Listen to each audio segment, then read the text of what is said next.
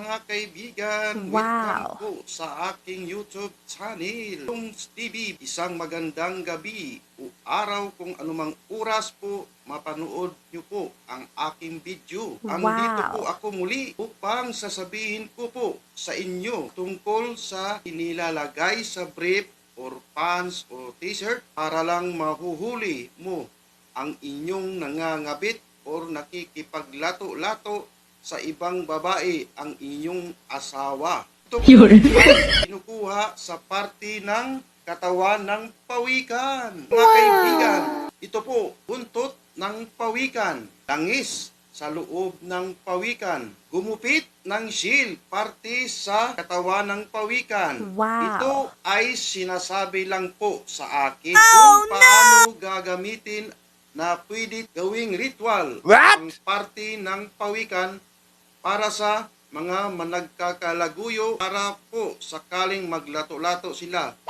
Hindi na matatanggal ang pag-aari ng lalaki sa pag-aari ng babae. Ang parte daw ng pawikan gagamitin ay yung parte na di nalalanta. Siguro kung ano di nalalanta, mga kaibigan, parte ng pawikan. Diba? Ang shield lamang po. Mo ng bisa, ang bukod taong gawan mo nito ay kasal sa iyo. Nalaman na mayroon siyang kalaguyo. Wow! Ingat kayo mga kaibigan. Hindi na po natin patatagalin pa, kaibigan. Kaya pakinggan nyo ng mabuti. Wala na itong orasyon. Ang Wow! gagawin nyo lang mga kaibigan ay kunin ang kanyang mga paboritong brief. Lagi niyang sinusuot. Kupitan ng konti sa gilid ng kanyang brief, tapos lagyan mo ng konting parte ng pawikan.